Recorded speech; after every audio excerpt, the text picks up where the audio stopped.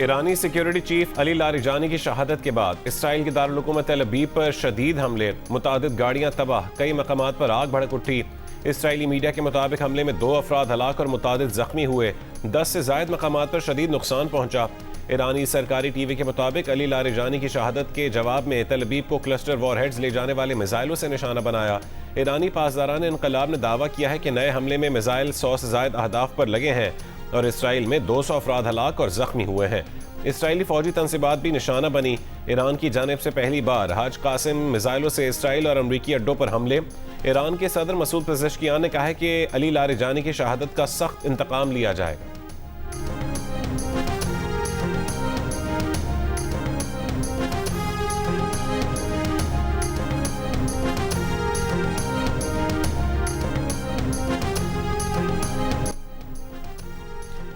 Iran ने security chief Ali Larijani की शहादत की तस्दीक कर दी। अली लारिजानी के बेटे मुर्तज़ा भी शहीद हो गए। उनको मशरक़ी तेहरान में उस वक्त निशाना बनाया गया जब वो अपनी बेटी से मिलने गए हुए थे। उनके ट्विटर हैंडल से भी शहादत का ऐलान कर दिया गया। लिखा कि खुदा का एक बंदा खुदा से जा मिला। इससे पहले इसराइल ने अली लारिजानी को निशाना बनाने का दावा किया था। 67 बरस के अली लारिजानी इनकलाब ईरान के बाद उभरने वाली अहम सियासी शख्सियात में शामिल थे। अली लारिजानी ईरान के ताकतवर मजहबी और सियासी ख़ानदान से ताल्लुक़ रखते थे। सिक्योरिटी पॉलिसी के मेमार और खामेनाई के करीबी मुशीर समझे जाते थे। वो ईरान इराक जंग के साबिक़ कमांडर भी रहे। मुतादिद बार सदारती इंतख़ाबात में भी अहम उम्मीदवार रहे। बतौर पार्लियामेंट स्पीकर 12 साल तक मजलिस शूरा की क़यादत की। वो ईरान के चीफ मुज़ाकरात कार बराए जौहरी प्रोग्राम भी रह चुके। शहीद अली लारिजानी को ईरान की क़दामत पसंद मगर निस्बतन मोतदिल सोच रखने वाली सियासी शख्सियत समझा जाता था। अरब मीडिया के मुताबिक पासदारान इनकलाब ने बेसीज के सरबराह गुलाम रजा सुलेमानी की शहादत की भी तस्दीक कर दी।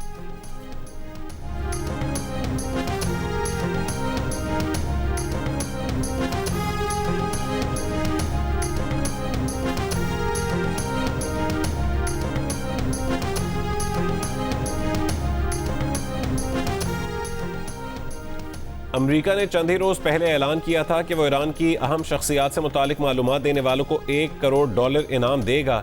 जिन शख्सियात से मुतालिक मालूमात तलब की गई थीं उनमें नए सुप्रीम लीडर आयतुल्लाह मुश्तबा खामेनाई और कौमी सलामती काउंसिल के सरबराह अली लारिजानी भी शामिल थे। सदर ट्रंप की जानिब से इनामी रकम रखे जाने पर डॉक्टर अली लारिजानी ने इमाम हुसैन अलैहिस्सलाम का कौल सोशल मीडिया पर शेयर करते हुए लिखा था कि मैं मौत को खुशी के सिवा कुछ नहीं और जालिमों के साथ जिंदगी को गम के सिवा कुछ नहीं समझता।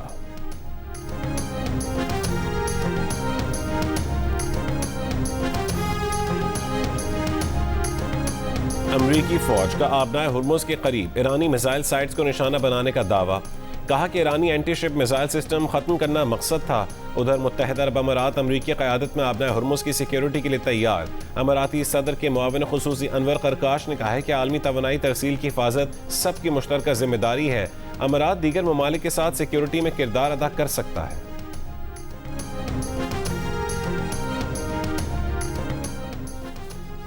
सऊदी अरब की दारुल हुकूमत रियाद में अरब और इस्लामी ममालिक के वज़रा ख़ारजा का इजलास आज होगा। सऊदी वज़ारत ख़ारजा के मुताबिक इजलास में इलाकाई सलामती और इस्तेहकाम को सपोर्ट करने के तरीकों पर तबादला ख्याल किया जाए।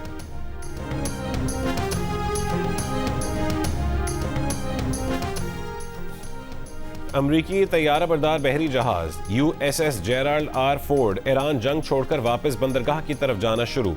अमरीकी मीडिया का ज़राए से दावा। इससे पहले कहा गया था कि अमरीकी बहरी बेड़े USS जेराल्ड R. फोर्ड में आग लग गई थी। अमरीकी अखबार के मुताबिक बहरी बेड़े के मरकजी लॉन्ड्री एरिया में लगी आग बुझाने में 30 घंटों से ज़्यादा का वक्त लगा। 2 अमरीकी फौजी जख्मी हुए। जहाज के इंजन को कोई नुकसान नहीं पहुंचा। आग लगने से 600 से ज़ायद फौजी अपने बिस्तरों से महरूम हो गए। USS Gerald R. फोर्ड पर तकरीबन 4,500 अफराद का अमला तैनात है।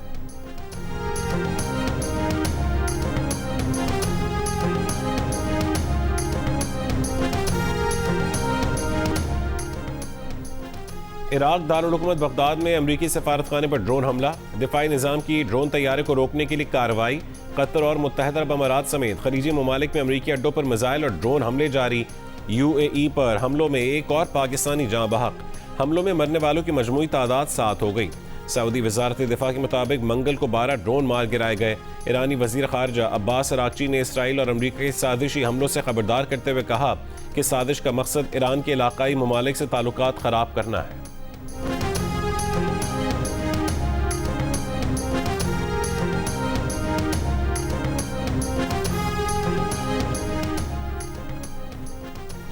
अमेरिका जैसे ताकतवर मुल्क के सदर के तौर पर कहना चाहते हैं कि हमें किसी की मदद की जरूरत नहीं। ईरान जंग में मदद की दरखास्तें रद्द होने के बाद ट्रंप को याद आ गया। व्हाइट हाउस में कहा कि हमें किसी मदद की जरूरत नहीं, लेकिन नेटो अहमकाना गलती कर रहा है। नेटो को खित्ते में होना चाहिए था। फ्रांसीसी सदर की जानिब से हुर्मुज़ खुलवाने के ऑपरेशन में हिस्सा न लेने के बयान पर ट्रंप ने कहा कि मैक्रोन जल्द ओहदे से सबकदोश हो जाएंगे। ट्रंप ने जापान, ऑस्ट्रेलिया और जनूबी कोरिया के नाम लिए और कहा कि हम जो ईरान के साथ कर रहे हैं उस पर बेशतर ममालिक मुत्तफिक थे, लेकिन ज़रूरत के वक्त उन ममालिक ने अमेरिका के लिए कुछ नहीं किया। इससे पहले बरतानिया, फ्रांस, ऑस्ट्रेलिया, जापान, जनूबी कोरिया और चीन आबनाए हुर्मुज़ खुलवाने में ट्रंप की जानिब से मदद की अपील मुस्तरद कर चुके हैं।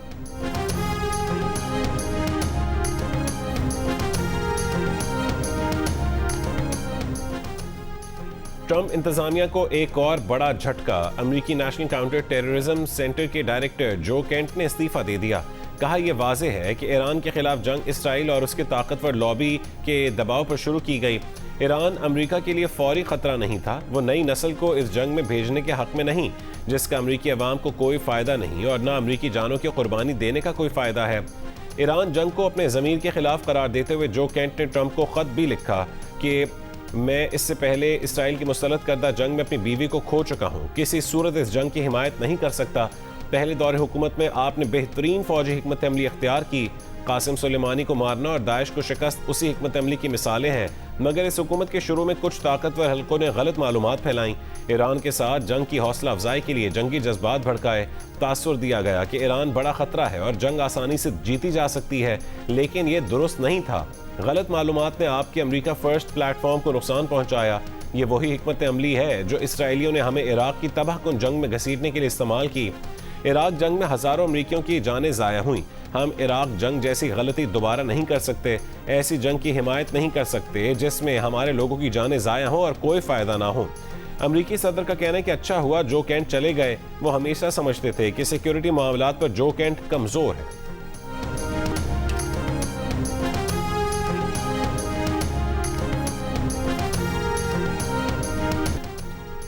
फ्रांसीसी सदर मैक्रोन ने कहा है कि फ्रांस कभी आबनाए हुर्मुज़ खुलवाने के ऑपरेशन में हिस्सा नहीं लेगा। हम इस तनाज़े के फरीक नहीं हैं। मौजूदा सूरत हाल में हुर्मुज़ खोलने के किसी ऑपरेशन में हिस्सा नहीं लेंगे।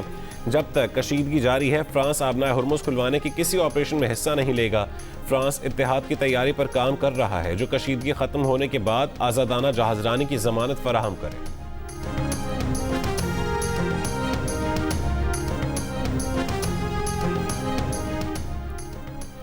ईरान के सुप्रीम लीडर रहबर मुअज़्ज़म आयतुल्लाह मुज्तबा ख़ामेनी ने अमेरिका से कशीदगी कम करने की तजावीज़ मुस्तरद कर दी। सीनियर ईरानी ओहदेदार के मुताबिक मुज्तबा ख़ामेनी ने कहा है कि अब यह वक्त अमन का नहीं, अमेरिका और इसराइल को शिकस्त देना होगी। अमेरिका को ईरान के नुकसानात का हर्जाना अदा करना होगा। कशीदगी कम करने की तजावीज़ 2 सालिसी ममालिक ने भेजी थी। ईरानी ओहदेदार का कहना है कि इंतकाम के मामले पर रहबर मुअज़्ज़म का मौक़िफ़ इंतहाई सख्त और संजीदा है।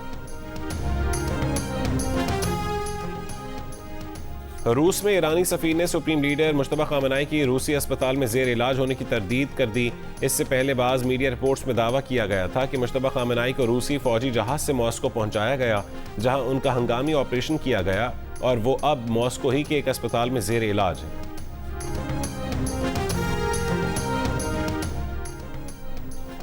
पाकिस्तान कशीदगी में कमी के लिए ईरान और अमेरिका के दरमियान सालिसी के लिए तैयार है।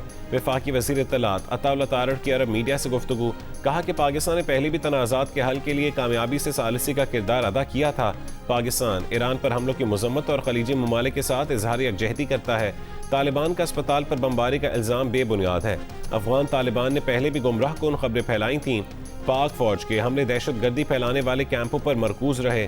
पाकिस्तानी फौज ने अफगानिस्तान में शहरी आबादी को निशाना नहीं बनाया।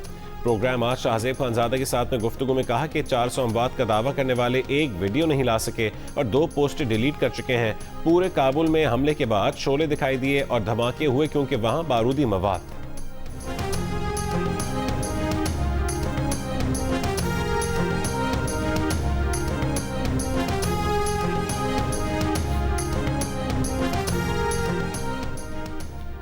अफगान मीडिया ने भी काबुल अस्पताल हमले में 400 अफराद की हलाकत के झूठे दावों की कले खोल दी। कहा कि हमले के दौरान हलाकतों, खून के आसार और बड़ी तबाही के निशानात नहीं मिले। अफगान तालिबान हुक्काम के बहाली मरकज़ पर हमले के दावे के हक में कोई सबूत नहीं मिला। काबुल में बहाली मरकज़ के करीब लगी आग मामूली नौयत की थी। बहाली मरकज़ के करीब आग करीबी तालिबान फौजी कैंप पर हमले के बायस लगी। अक़वाम मुत्तहिदा के इदारे बराए अफ़गानिस्तान ने भी 400 अफराद की हलाकत के झूठे दावे की तस्दीक नहीं की। अफ़गान मीडिया के रिपोर्टर्स ने भी अस्पताल में मौजूद ऐनी शाहिदीन के जरिए तालिबान रजीम प्रोपेगेंडा आश्कार किया। इस वक्त काबुल सेंट्रल अस्पताल में 15 जख्मी ज़ेर इलाज हैं। अफगान तालिबान रजीम के मौक़िफ़ पर वज़ीर दिफ़ा ख्वाजा आसिफ का बयान। कहा कि स्कूल बच्चों और नमाजियों के कातिल अस्पताल में दाखिल होकर मरीजों को कत्ल कर सकते हैं और फिर आलमी सतह पर हमदर्दी हासिल करने के लिए पाकिस्तान पर इल्ज़ाम लगा सकते हैं।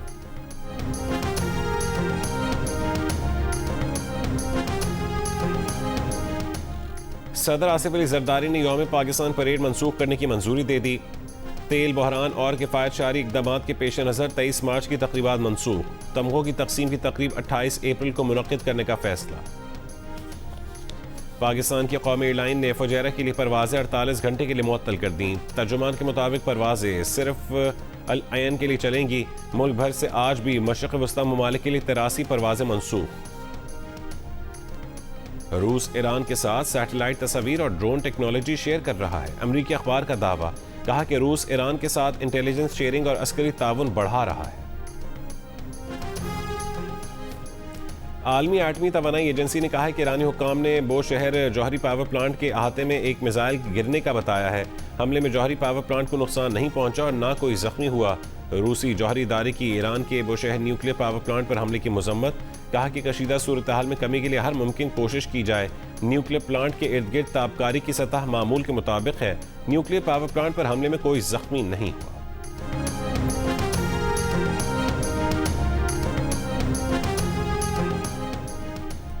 भारतीय जहाज़ों को आबनाए हुर्मुज़ से गुजरना है तो ईरान के 3 जहाज़ वापस भेजे। ईरान ने भारत के सामने मुतालबा रख दिया। भारत ने ईरान की जानिब से ये मुतालबा किए जाने की तरदीद की है। ईरानी तेल से भरे 3 जहाज़ भारत ने जंग शुरू होने से पहले उस वक्त कब्जे में लिए थे जब भारत की अमेरिका के साथ तिजारती डील हो रही थी। खबर एजेंसी रॉयटर्स के मुताबिक ईरान ने अपने 3 बहरी जहाज़ों की वापसी के साथ भारत से दवाओं और तिब्बी आलात की फरहमी का मुतालबा भी किया है। इस वक्त 22 भारतीय बहरी जहाज़ आबनाए हुर्मुज़ में फंसे हुए हैं।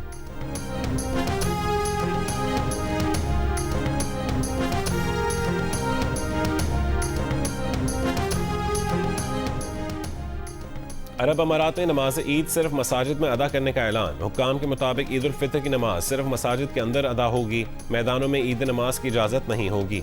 ईद उल फितर का चांद देखने के लिए अमारात और सऊदी अरब में इजलास आज होंगे।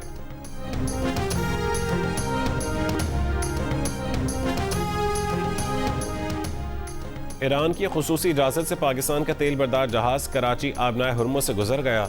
पाकिस्तान की जानिब रवां दवां। बहरी जहाज़ पर 8 करोड़ लीटर से ज़ायद तेल है। अमरीकी जरीदे ब्लूमबर्ग के मुताबिक पाकिस्तानी टैंकर का आबनाए हुर्मुज़ से गुजरना ईरान के मंजूर शुदा रास्ते की निशानदेही करता है, जिससे पता चलता है कि जहाज़ों को गुजरने के लिए ईरानी मंजूरी लाजमी है। भारत और तुर्की समेत कई ममालिक ने ईरान से महफूज राहदारी मांग ली। बीमा कंपनी और बैंक ईरानी रास्ते पर बढ़ते खतरात से परेशान हैं।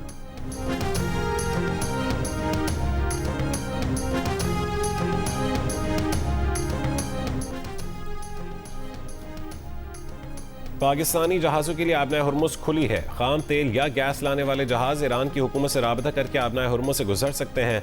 कराची में ईरानी कौंसल जनरल अकबर ईसा ज़ादे की जियो न्यूज़ से गुफ्तगू। कहा कि आबनाए हुर्मुज़ सिर्फ अमरीका, इसराइल और उनके इत्तेहादियों के लिए बंद है। जहरियत में मुलव्वस ममालिक के अलावा हर किसी के लिए आबनाए हुर्मुज़ बैनुल-अक़वामी तिजारत के लिए खुली है।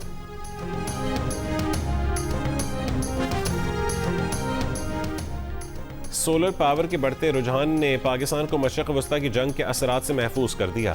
गैर मुल्की जरीदे ब्लूमबर्ग के मुताबिक एनर्जी इंपोर्ट पर इन्हिसार करने वाला मुल्क पाकिस्तान एनर्जी शॉक्स का आदी है, लेकिन तकनीकी माहिरीन के मुताबिक रवां साल पाकिस्तान महंगा तेल और महंगी गैस खरीदने के बजाय सोलर एनर्जी के बायस $6.3 अरब की बचत करेगा।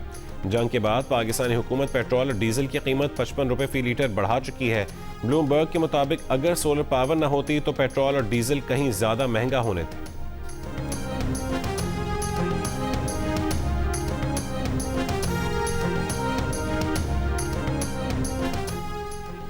अमेरिका का शामी फ़ौज के जरिए हिज़्बुल्लाह के खात्मे का मंसूबा।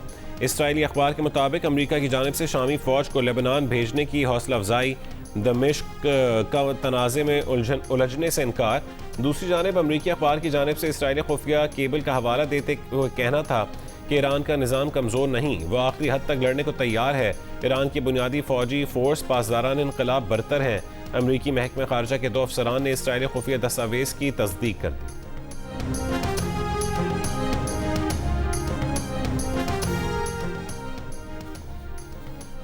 अमरीका में इसराइल के लिए हिमायत में बड़ी कमी आ गई। NBC न्यूज़ के सर्वे के मुताबिक अब सिर्फ 32% अमरीकी इसराइल को मुस्बत नज़र से देखते हैं, जबकि 39% की राय इसराइल के बारे में मनफी हो चुकी है। ये पिछले चंद बरसों में होने वाली एक बड़ी तब्दीली है। सबसे बड़ी तब्दीली डेमोक्रेट्स और आज़ाद वोटर्स में देखी गई। डेमोक्रेट्स में इसराइल की हिमायत में वाज़ेह कमी आई। 2013 के मुकाबले में इसराइली हिमायत 34% से 17% पर आ गई, जबकि फ़लस्तीनियों की हिमायत 18% से 67% पर आ गई। दूसरी जानिब अमरीकी अवाम अब इसराइल और फ़लस्तीनियों के दरमियान हमदर्दी के मामले पर भी तकसीम हो चुके हैं। 40% इसराइल के साथ हैं, जबकि 39% फ़लस्तीनियों के हक़ में हैं। ख़ास तौर पर नौजवान नस्ल में इसराइल के खिलाफ जज्बात में इजाफा देखा जा रहा है।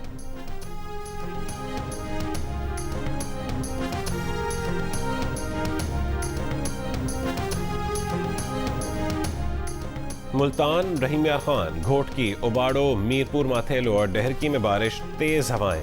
आज़ाद कश्मीर के मुख्तलिफ इलाकों में भी बारिश। महकमे मौसमियात के मुताबिक 25 मार्च तक इस्लामाबाद, पंजाब, बलोचिस्तान, KP, गिलगित बल्तिस्तान और आज़ाद कश्मीर के मुख्तलिफ इलाकों में बारिश का इम्कान है।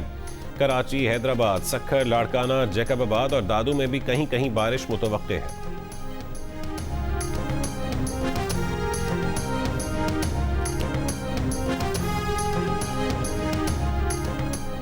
बुशरा बीबी की बानी PTI से मुलाकात करवा दी गई। जेल ज़राए के मुताबिक बानी PTI और बुशरा बीबी की 30 मिनट की मुलाकात कॉन्फ्रेंस रूम में करवाई गई।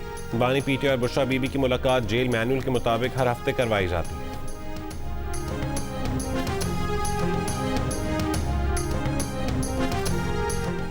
MQM रहनुमा अमीनुल हक ने कहा है कि गवर्नर सिंध की तब्दीली पर वज़ीर आज़म से मुलाकात में तहफ़्फ़ुज़ात का इजहार करेंगे। MQM को एतमाद में लिए बगैर गवर्नर सिंध को हटाया गया। कोशिश होगी आइंदा भी गवर्नर सिंध का ओहदा MQM को मिले। सिंध हुकूमत की नाक़िस कारकर्दगी के बायस तरक्याती मंसूबे ताख़ीर का शिकार हैं। फारूक सत्तार ने कहा है कि वज़ीर आज़म शहबाज शरीफ कामरान टिसोरी को हटाने के फैसले पर नज़रसानी करें। वज़ीर आज़म कामरान टिसोरी को उनके मनसब पर बहाल करें।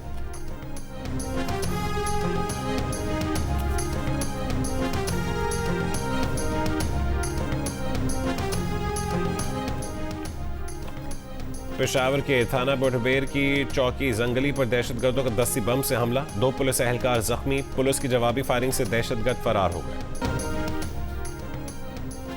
मीरपुर खास कोट गुलाम मोहम्मद के इलाके से लड़की के अगवा केस में नामजद एक मुलजिम गिरफ्तार। दीगर मुलजमान की तलाश जारी। पुलिस के मुताबिक लड़की हिफाजती तहवील में है और उसे आज अदालत में पेश किया जाएगा। लक्ष्मी बाई अगवा केस में 4 मुलजमान नामजद हैं।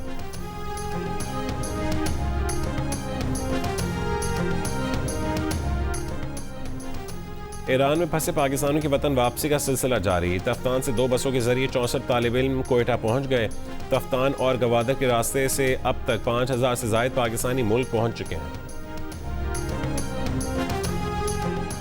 ईद पर कराची के बाजारों में रश, ट्रैफिक और पार्किंग मसाइल के साथ भिखारियों की भरमार। कमिश्नर कराची की ज़ेर सदारत इजलास में भिखारियों के खिलाफ कार्रवाई का भी फैसला।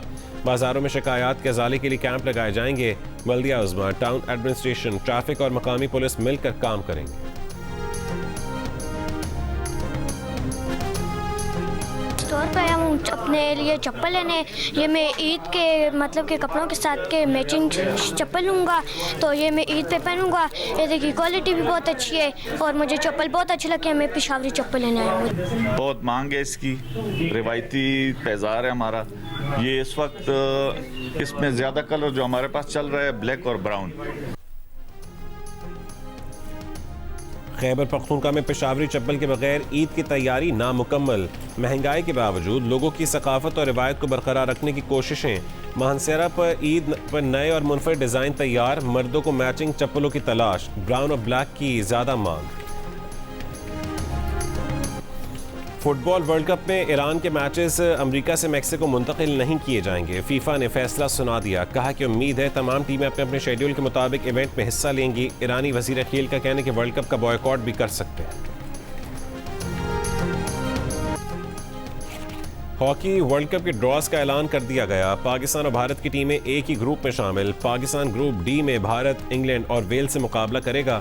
इंटरनेशनल हॉकी फेडरेशन के सदर तैयब इकराम का कहना है कि हॉकी का खेल मुल्कों को जोड़ता है। हॉकी वर्ल्ड कप 14 अगस्त से नीदरलैंड्स और बेल्जियम में खेला जाएगा। और छोटी ईद पर रिलीज होने वाली बड़ी फिल्म बुल्लाह, जियो शान की इस फिल्म का मीडिया पार्टनर है। बुल्लाह की इश्तिहारी मुहिम लाहौर में जारी है। इस मौके पर जियो न्यूज़ से गुफ्तगू करते हुए फिल्म की हीरोइन मोनालिसा का कहना था कि बुल्लाह पंजाबी और एक्शन फिल्म है। यकीन है ये फिल्म लोगों को पसंद आएगी। फिल्म के एक और किरदार सलीम शेख ने कहा है कि बुल्लाह तकनीक के एतबार से बहुत साउंड फिल्म है। शुएब खान ने बहुत अच्छी डायरेक्शन दी है।